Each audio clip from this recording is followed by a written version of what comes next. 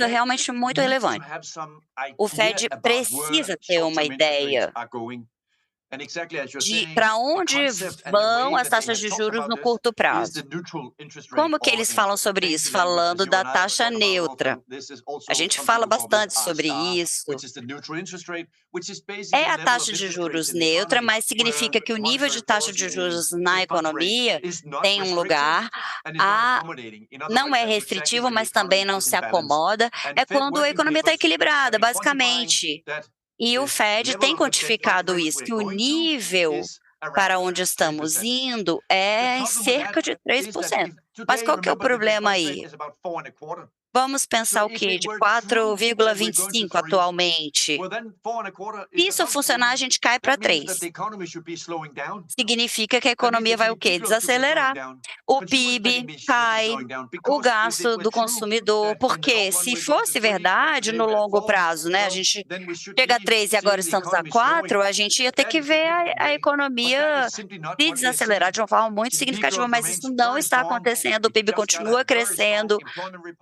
E o relatório aí de empregos foi muito forte, o último que foi emitido.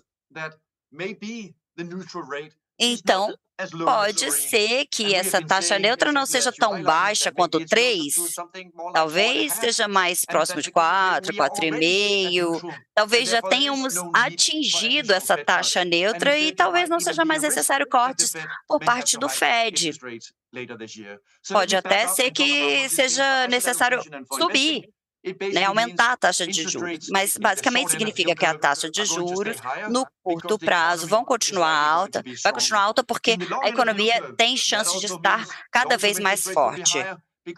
No longo prazo, não só vão estar mais fortes, a economia mais forte, as taxas mais altas, mas tem as questões fiscais dos Estados Unidos que podem gerar pressão para esse aumento na taxa de juros, ou seja, se as taxas de longo prazo são mais altas, significa que os títulos, os créditos de modo geral, pode ter cortes em cupons, retornos bastante interessantes comparados ao que vimos de 2008 a 2022, quando as taxas de juros chegaram a quase zero. Right. And maybe, you've discussed Trump policies. We had the inauguration. Você falou sobre yesterday. Many of us watched. as políticas do There's a lot Trump, of, muitos de nós activity assistimos o after the discurso de inauguration with posse the signing of executive orders. e a assinatura de várias ordens executivas, a discussão das tarifas. Os mercados ficaram um pouco animados ontem, né? Porque eles viram que o governo não iniciou o primeiro dia do seu governo com tarifas para a China, a questão também do Canadá e México, né, de 25%. E qual é a sua expectativa nas próximas semanas em relação a tarifas, políticas imigratórias, o efeito sobre a economia? Temos um ponto de partida. A economia já está forte. Por isso, essa pergunta é importante. Se ela já está forte, o que o Trump vai fazer então? Vai fortalecer ainda mais a economia? Ou não fazer nada e deixar como está? Podemos olhar para isso a partir de uma perspectiva. Eu até gostaria de compartilhar minha tela aqui brevemente. Bem, quais têm sido as apostas em relação a essa questão do que o Trump de fato vai fazer? Esses mercados no momento, a gente tem aqui o Polymarket, né, que eu estou mostrando para vocês. Poderia ser outra fonte, mas a pergunta é, você pode inclusive apostar dinheiro, né? É sobre a imposição de tarifas por Trump no Canadá e no México antes de março. Bem, as apostas é que existe uma chance de 30%, ou seja, ele não vai impor essas tarifas de 25% no México e no Canadá, né, que a probabilidade é de 30%. Da perspectiva do mercado, eu não tenho posicionamento político, eu só estou aqui fazendo cálculos, tentando entender o que vai acontecer no futuro. Mas se o mercado está dizendo que provavelmente essas tarifas não serão impostas, boas notícias. Pelo menos a perspectiva do mercado, obviamente. A gente pode não chegar nesse aumento de inflação que foi considerada com o aumento das tarifas sobre o México e o Canadá. Ou seja, é muito importante que consigamos seguir e tentar entender como as políticas do Trump vão de fato gerar um impacto. Ele vai fazer o que ele disse que ia fazer em termos de deportação, impor tarifas no México, Brasil, Canadá e etc. Eu esperaria que ele não fizesse todas essas coisas. Na minha visão perspectiva, na minha perspectiva específica é que ele vai fazer algumas, outras não. Então a inflação era para ser 3, está em 2, então sim, tem o risco de que ele aumente na restrição de imigrantes e isso afete a inflação para ela subir. Por isso, continuamos nos preocupando com o risco do upside na perspectiva do mercado e não no risco no downside. Faz sentido.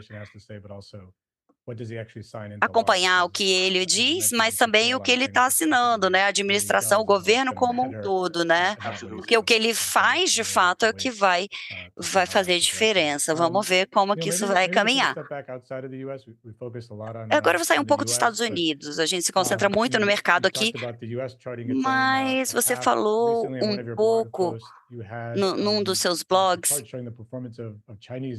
você mostrou um gráfico falando sobre a rentabilidade na China e estar trilhando o seu próprio caminho numa direção diferente, digamos assim.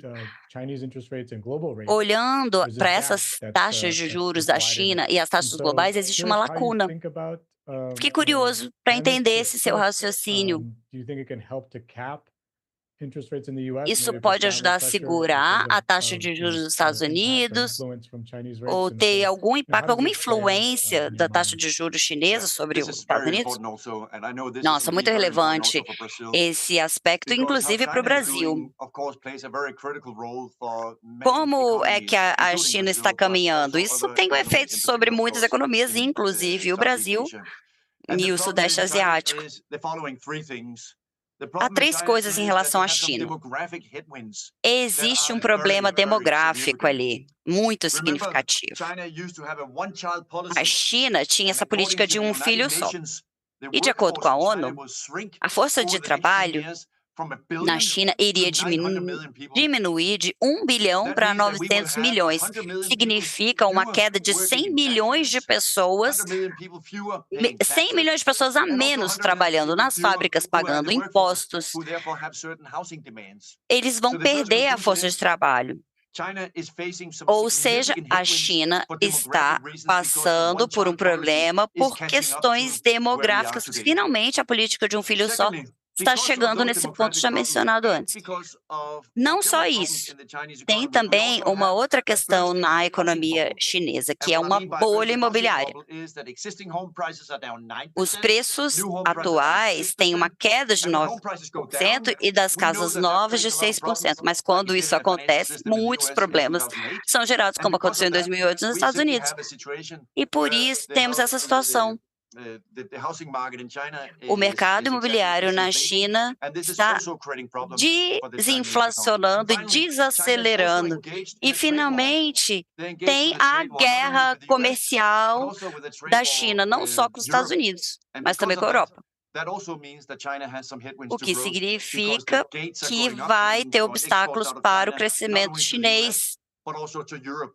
Porque a relação não só com os Estados Unidos, mas com a Europa estão abalados. A questão das importações, por exemplo, o ministro da Fazenda na Alemanha falou, não podemos mais permitir que a China atue dessa maneira. Teve a questão da Volkswagen, imposição de tarifas. Ou seja, a China não pode mais exportar para a Europa. As taxas de juros da China estão caindo porque o crescimento não está muito bom ali. E a China tem esses motivos bastante singulares para justificarem a falta de crescimento. Não acreditamos que o ciclo esteja tão bem nos Estados Unidos e na China caindo muito, mas a gente vê uma dinâmica aí parecida no sentido de uma desaceleração começando a acontecer por conta desse ciclo de negócios e da perspectiva do ciclo de negócios para a China. Isso vai ter impacto no Brasil também, porque diminui a demanda por minério de ferro. E isso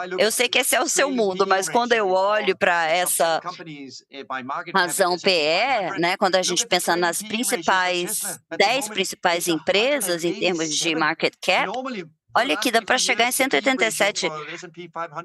Esse número do SP500 chegava a 16 nos últimos anos, e agora 187 é muito alto, até mesmo para o NVIDIA. 53 a Amazon, 45. Acho que essas empresas ainda podem ser interessantes. Claro, tem gente que gosta da adrenalina de investir nessas empresas, mas a gente pode se beneficiar, sim, com essa rentabilidade, seja no crédito privado, crédito público, e conseguir fluxos de caixa bem interessantes que não foi possível nos últimos anos. Então eu acho que o mercado de ações é sempre interessante, animador, mas nesse momento eu acredito que há outras alternativas excelentes para o mercado de ações, por conta dessa alta rentabilidade, considerando a taxa de juros. Vale a pena olhar para isso e considerar que sim, é possível ter um retorno mais alto sobre renda fixa no momento. É, ajustada ao risco, em alguns tipos de renda fixa, você não vai ter tanto risco e ter uma rentabilidade maior. Faz sentido, considerando esses aspectos, em marcar uma rentabilidade por alguns anos. Esse quadro que você mostrou é bem interessante. Falamos então um pouco sobre as ações ordinárias, destacando alguns riscos e a concentração do SP500. A gente vê alta concentrações aqui no SP e receitas vindo de fora também, com economias mais fracas, como na Europa. Mas, considerando essas oportunidades no contexto das ações ordinárias e também de renda fixa, o que você tem para trazer? Eu sei que você sabe disso melhor do que eu. 40% do SP são os Magnificent Seven, né, que a gente gosta de chamar, mas isso vai contra os meus livros de finanças, que diz para a gente diversificar. Se você comprar só do SP500 hoje, você está diversificando, porque ele tem a NVIDIA, por exemplo, como um dos pontos de referência, tem o peso muito grande, a concentração é extrema e os retornos nos últimos 2 anos também foram orientados por essas 10 principais empresas de tecnologia, né. Então, eu acho que as 10 primeiras empresas, né, mais significativas ou com maior rentabilidade, elas são muito caras. Mas tem um problema no outro ponto, que é small cap. Small cap sempre vai ter um desempenho melhor do que outras, mas o problema com o small cap agora é o seguinte: o índice para small caps tem 41% com ganhos negativos, que também é um problema quando a taxa de juros está alta por mais tempo, porque as empresas menores não são capazes de pagar a dívida, os custos do serviço da dívida. Então, se eu fosse trabalhar na área de ações ordinárias, eu acho que o SP500 é o mid-market, né, aquele lugar intermediário. Se é para trabalhar com títulos públicos, acho que o SP500 pode trazer algumas possibilidades atraentes, e não para os small caps, que têm mais dificuldade de pagar o serviço da sua dívida quando a taxa de juros está alta por mais tempo. Você falou da NVIDIA, que foram os principais riscos, né, considerados para 2025.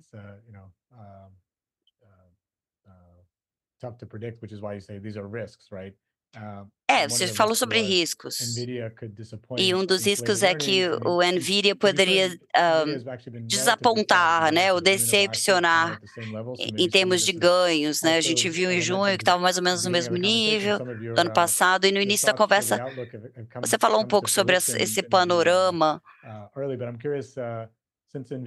Mas eu fiquei curioso, né, com a NVIDIA sendo um dos principais vetores ali do SP500, eu queria entender um pouco mais sobre essa possível decepção da NVIDIA em relação aos outros valores, outros números. Eu não sabia, eu não tinha prestado atenção nisso até você falar, né, da NVIDIA estar no mesmo nível desde o ano passado. Isso tem a ver com a situação atual, ou seja, uma parte significativa dos retornos do SP nos últimos 2 anos, claro, foram muito bem, temos dinheiro ali no SP500, mas em algum momento a gente precisa se questionar. Se a NVIDIA é o principal vetor, será que eu estou disposto a apostar meu investimento na NVIDIA no SP500? Talvez eles tenham um desempenho melhor, talvez não tem como saber no momento. Mas o meu livro de economia e de finanças me diria para diversificar. Eu gosto dessa adrenalina, né, de quarta tarde, como é que estão os ganhos da NVIDIA, o que aconteceu, aumentou, abaixou, toda essa discussão que a gente pode ter. Claro, tem alguns clientes que têm esse perfil. Mas a história, né, relacionada à IA, eu acho que isso vai ter êxito de várias formas, mas é só a NVIDIA que vai entrar nessa jogada? Sei, acho que é importante ampliar os investimentos em inteligência artificial, se é isso que eu quero, a isso que eu quero me expor. Então, se a gente tem um portfólio comum, quando algo vai crescendo muito igual a NVIDIA, em algum momento você precisa se perguntar: será que a exposição está muito significativa aqui no meu gráfico para a NVIDIA? Talvez seja melhor me expor a outros investimentos, pode ser renda fixa, para não ficar tão exposto à NVIDIA, por exemplo. Eu não tenho um posicionamento muito forte, eu acho que IA é muito caro. E muito diferente da internet da década de 90, em que você recebia informações gratuitas, tornou todo mundo mais produtivo, praticamente sem custo, era gratuito, ajudou todo mundo, mas agora não, a IA não é de graça não. Copilot, ChatGPT e outras versões que vão se tornando cada vez mais caras, você precisa assinar um plano. Claro que ajuda na produtividade, mas eu não acho que vai ser da mesma proporção do que a gente viu na década de 90, que todo mundo começou a se comunicar de graça, compartilhar informação de graça, nos tornou todos mais produtivos imediatamente. Agora custa mais, é caro, requer formação, requer muita força de trabalho, e é por isso que eu acredito que o boom da IA vai ter menos ganhos de produtividade do que a gente viu na década de 90 com a internet. Eu comecei a conversa falando sobre esses assuntos bem fáceis, né, economia, política e mercados, mas aí a gente recebeu uma pergunta de um cliente aqui, que é: qual a sua opinião sobre o Brasil? Simples assim. O Brasil no contexto da sua conexão com a China, né, você já acabou mencionando isso, mas falar um pouquinho mais sobre a economia brasileira seria interessante para os nossos clientes. Moeda, mercados, a sua visão sobre o Brasil de modo geral. Eu vou falar aqui como alguém de fora, né, o outsider. O Brasil teve que encarar algumas questões externas muito importantes para a economia brasileira, que não foi só a desaceleração da China, mas infelizmente a taxa de juros dos Estados Unidos para o Brasil continua sendo alta demais, que significa ou explica a depreciação do real. Subiu até 6,20 e agora está mais próximo de 6. Por si só, esses dois obstáculos externos na perspectiva do Brasil, a taxa de juros americana alta, é o quê? Se as taxas americanas estão altas, isso causa problemas para os mercados emergentes, não só para o Brasil. Porque os ativos americanos e a rentabilidade americana são muito interessantes para os retornos para esses mercados. Então, tivemos esses dois aspectos, altas taxas nos Estados Unidos e desaceleração da China. Infelizmente, isso afeta negativamente a perspectiva brasileira. Eu não vou entrar na política brasileira, vocês conhecem isso muito mais do que eu. Mas, como alguém que está de fora, consegue ver que a política atual também, né, dos últimos anos, também desempenham um papel significativo para essa dificuldade no Brasil. Agora, como estrangeiro, acho que comprar ações brasileiras, renda fixa, seria mais num contexto de uma queda da taxa de juros dos Estados Unidos, porque aí sim o Brasil se torna mais atraente. E também ver uma estabilização dessa desaceleração na China, não que ela continue desacelerando. É como eu falei, a questão das commodities, todo o setor de commodities no Brasil, minério de ferro. Infelizmente, eu me preocupo um pouco com a perspectiva para o Brasil, porque as taxas de juros dos Estados Unidos vão continuar altas por um tempo e a China ainda está desacelerando. Thank you. And to keep going with the questions that we're getting from the audience, one of the Estamos questions, and I think recebendo mais you kind of perguntas addressed aqui do this, público. but just, Acho feel que free to você add any chegou a additional falar comments. sobre I isso, think you talked about how certain AI or tech stocks seem sobre expensive. IA, You know, sobre the o question is, preço, né, se é there's muito a tech alto, bubble, what's a your perception bolha around that? And again, tecnológica. A pergunta é meio never que an easy, isso. Qual a sua answer to that question. percepção Curious for your sobre a thoughts around that. bolha de tecnologia comentada por Howard Marks? Sim, eu acho que tem uma bolha. Eu não diria isso há 2 anos, porque há sim muita promessa para IA, mas acho que muitas dessas empresas vão se beneficiar da administração Trump, do governo Trump, porque a preocupação anterior tinha a ver com privacidade para a Meta, para a Alphabet e várias outras empresas de tech, as big techs, de modo geral. Mas com a entrada do Trump, a gente já pôde perceber isso ontem, com o Mark Zuckerberg, o Elon Musk, muito próximos ambos do Trump. Então, eu acho que a questão continua sendo essa. As big techs prometem muita coisa, mas as valuations chegaram a um nível que eu acho que agora está na hora de começar a investir em outras coisas, em mercados públicos, SP500, mas mercados privados, com certeza dá para comprar crédito privado. E várias versões de equities, de ações ordinárias, de outras estratégias também, que podem trazer retornos bastante sólidos, se beneficiando do alto nível de rentabilidade, mas sem esse desafio de estar super exposto à Nvidia, ou à Tesla, ou à Amazon, ou à Meta. Eu recomendaria um investimento mais underweight. Claro que os benefícios e os retornos têm sido bons nos últimos anos, mas acho que esse é um bom momento para começar a mudar de direção, principalmente considerando os níveis de renda fixa, trazendo um fluxo de caixa muito bom, mês a mês.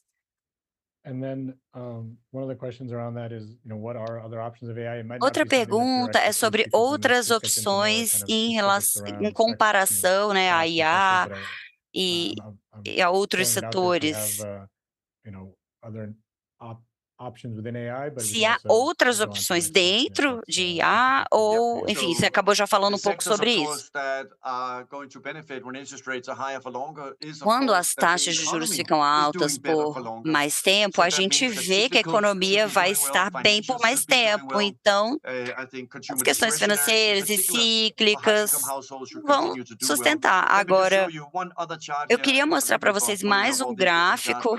Desculpa ficar mostrando minha tela aqui, mas é porque tem um outro gráfico bem interessante, quando a gente pensa na perspectiva para a economia americana. Poupança na distribuição de rendas, ou seja, pessoas que ganham menos de $25.000 nos Estados Unidos por ano. Verde é o que cumulativo eles conseguiram economizar em 2019 e hoje aqui em vermelho, ou seja, esse grupo de baixa renda, não estamos nem ajustando a inflação, senão o vermelhinho ia ficar até mais baixo.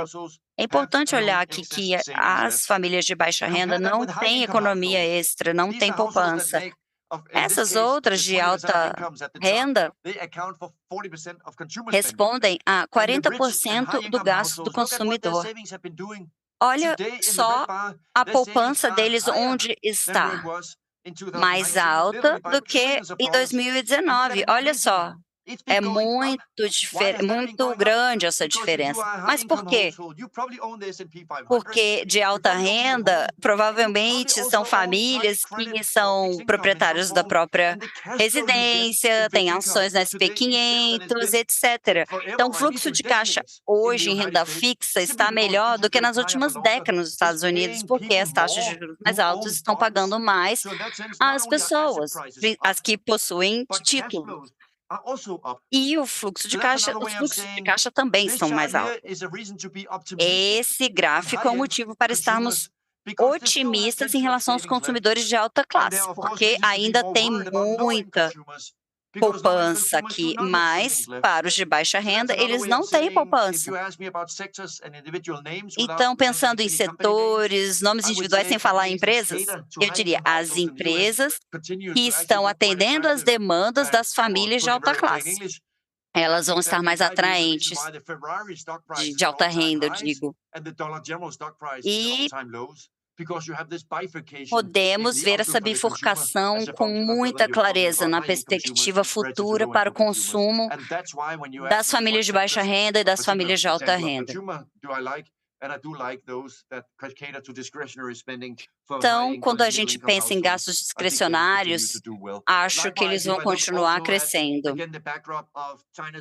Considerando a desaceleração da China, talvez materiais relacionados à mineração sejam desafiados porque o preço das commodities estão sofrendo essa pressão.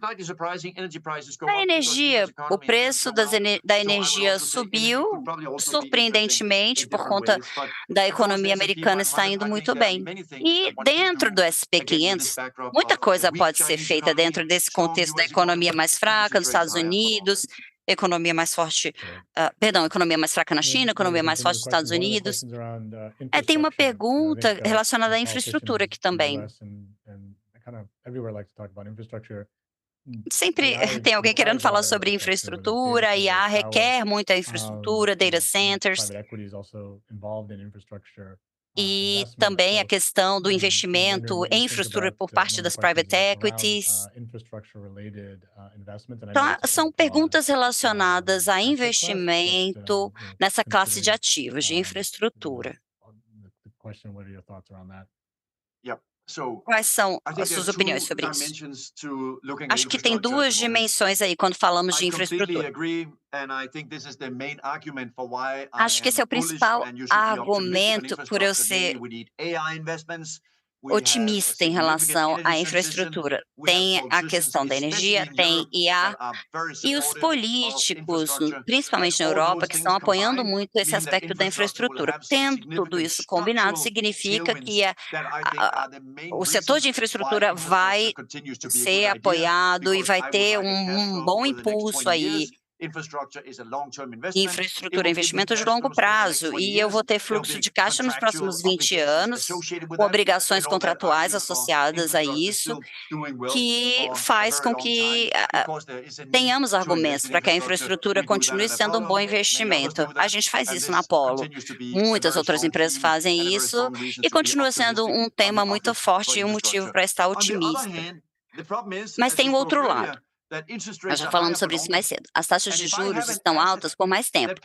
E se eu tenho um ativo que me paga um fluxo de caixa nos próximos 30 anos e as taxas de juros estão mais altas por mais tempo, o valor líquido atual cai. E cai muito, tem esse potencial, porque os fluxos de caixa estão desatualizados.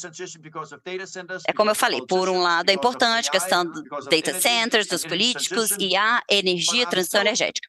Mas tem um outro lado, que é quando as taxas estão altas por mais tempo, normalmente esse fluxo de caixa fica desatualizado e são eles que sofrem mais. Então, parte do mundo da infraestrutura não está indo bem, principalmente aquelas que não estão produzindo receita. Investir em infraestrutura significa há obrigações contratuais associadas a esse investimento? Ou apenas você está comprando algo na cadeia de produção de infraestrutura, mas que não tem fluxo de caixas associados a isso nos próximos 20 anos? Então, como investidor de infraestrutura, precisamos pensar nessa perspectiva mais ampla, se há fluxos de caixas atualizados, com compromissos contratuais, e vão ser pagos de forma atualizada ou não. Por isso, as taxas de juros altas por mais tempo criam alguns tópicos especiais dentro desse contexto da infraestrutura para que o investidor precisa, de fato, observar esses aspectos que eu mencionei, Yeah, you principalmente have to no be careful tocante as a the fluxo de bottom line caixa. because you want to make That's the sure bottom that line. É, no final das contas é isso. Os políticos gostam, e eu também gosto. E eu gosto de IA, e eu gosto de transição energética, eu gosto de data centers. Mas acho que precisamos saber fazer a pergunta certa aqui para o investimento em infraestrutura, que é: qual é a sensibilidade, né, dentro do seu contexto, se as taxas de juros continuarem altas por mais tempo e se os fluxos de caixas estão associados ou não? É isso que eu diria. Porque se não tiver fluxo de caixa associado e as taxas de juros continuarem altas, a gente já viu isso em painéis solares, fotovoltaicos e produção também de energia eólica. Não havia garantia de que as pessoas comprariam os meus painéis fotovoltaicos ou outras estruturas relacionadas a energias renováveis, porque não havia esse atrelamento, né, entre fluxo de caixa e o investimento. Tem uma outra pergunta aqui que eu acho que você chegou a mencionar por alto, relacionado, talvez seja técnico demais para a maior parte do nosso público e da nossa audiência, mas tem a ver com a sua visão sobre os ETFs e CLO. Eu já falei sobre isso, eu queria mostrar mais um gráfico falando sobre as taxas de juros altas por mais tempo. E aí você perguntou essa questão: qual renda fixa eu deveria ir, né, em que direção, ou investir? Bem, podemos olhar para os fluxos de caixa fracos. Esse espaço precisa ter um aumento de qualidade. Eu não posso comprar dívida subordinada, eu tenho que comprar AAA, alto nível de qualidade, porque aí eu posso beneficiar tanto com alto nível de rentabilidade, como ter menos exposição ao risco de crédito. Então, tem vários critérios importantes para garantir e para proteger o investimento, principalmente relacionados a CLOs. Eu vou falar de um jeito mais simples. Eu prefiro comprar risco, considerando risco de qualidade, do que alta rentabilidade, porque você vai ter ganhos semanais. Se a gente considerar que as taxas de juros vão continuar elevadas por um período estendido, uma outra abordagem seria mais problemática. Eu mencionei o período de 2008 a 2022, e esse período sendo um período incomum, e hoje a gente estando na norma, no mais comum, no mais padrão, digamos assim. Queremos ter ativos que têm fluxo de caixa, que têm ganhos, para garantir que a gente tem a maior proteção possível quando a gente fala em riscos de downside. E os spreads de crédito também surgiram como um tema aí, né? O spread em cima da rentabilidade. Mas os spreads estão com um nível meio apertado, né? Dependendo de para onde estamos olhando. Tem muitos produtos e riscos e níveis de spread, obviamente. Mas como que a gente pode pensar em investimento quando a gente fala de spread? Eu vou mostrar mais um gráfico aqui, que isso que você está falando é muito importante. Essa é a beleza de ter essa tela aqui. Olhem para esse gráfico. A linha branca no eixo à direita, olha só. Em laranja, a gente tem o spread de high yield, de alta rentabilidade. Porque a gente começa a se perguntar, os spreads estão sendo negociados de forma tão apertada quanto estavam antes? Tem uma consequência, não é atraente, não é um ambiente atraente para se entrar como investidor. E qual que é o risco aqui? Eu posso comprar um crédito com grau de investimento aqui em branco, né, nessa linha branca, mas aí eu estou comprando com spread muito apertado.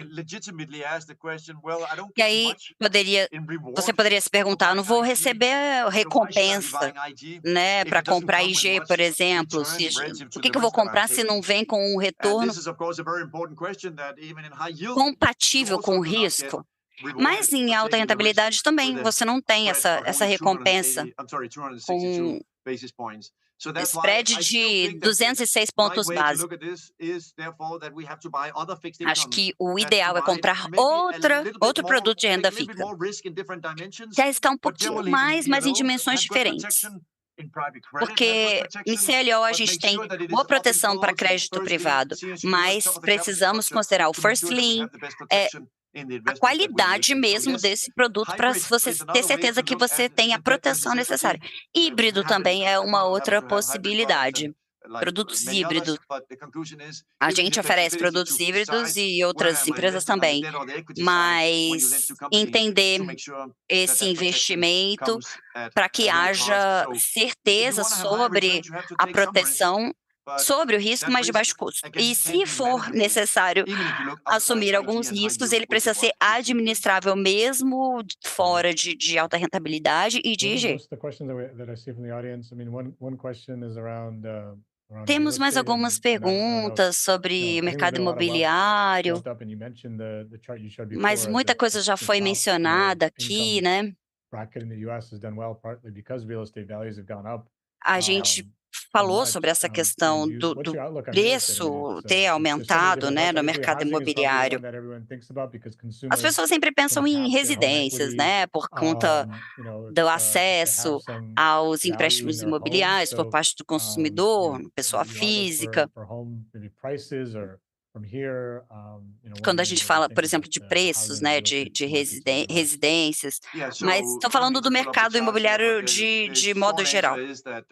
Bem, eu vou tentar dar uma resposta curta. O mercado imobiliário para residências ainda tem uma oferta baixa, nesse momento está com uma oferta baixa. A demanda pode até diminuir um pouco por causa da taxa de juros, mas só que a oferta também está baixa. Então pode ser que o preço dos imóveis continue aumentando pouco.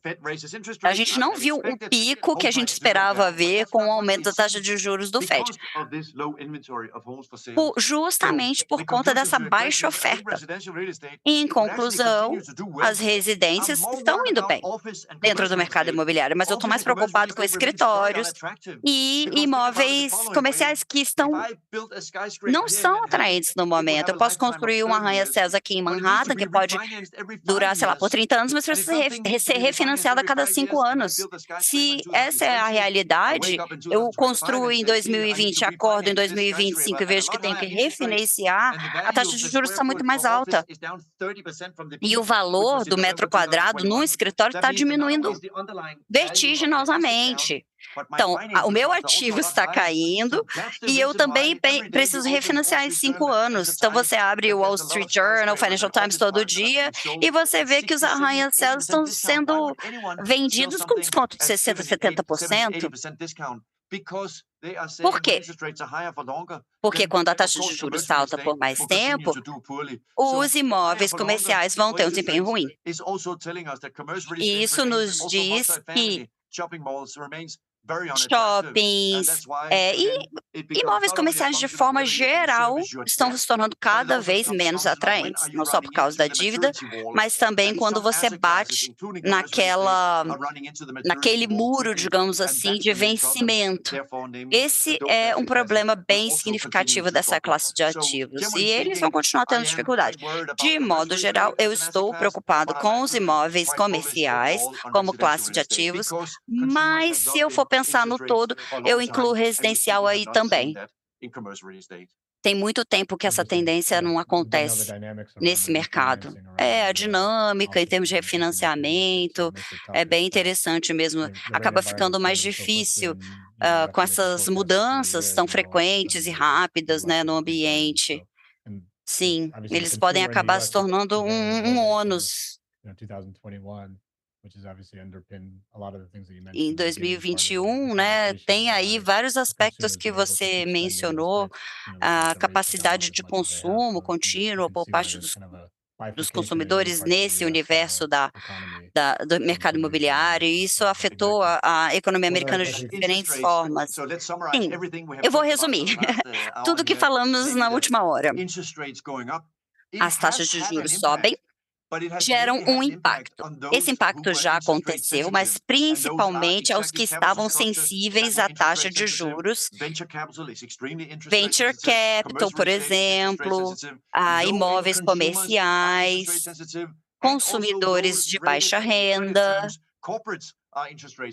e também as empresas, no sentido do crédito, mas no universo macro, ainda não vemos esses problemas transbordarem e afetarem o resto do mercado, mas a gente precisa olhar para isso, olhar principalmente para esses fundos que incluem todas essas classes de ativos para que não se torne um problema macroeconômico. Eu acho que esse é um bom momento para a gente concluir a nossa conversa. Sim, esses espaços de risco, foi importante você ter trazido isso. Eu recomendo que vocês sigam o blog do Thorsten, que é um recurso realmente muito rico. A Apollo é uma ótima parceira do Itaú e eu agradeço muito pela sua presença e por essa conversa.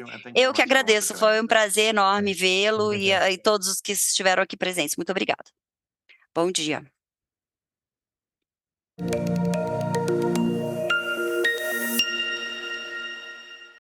This discussion is intended for informational purposes only. This is not investment research or investment advice, and no recommendation or financial advice is being given. This discussion does not take into account individual investment objectives, financial condition, or investor needs. The views and opinions expressed in this discussion may differ from the views and opinions of other departments or divisions of Itaú and its affiliates.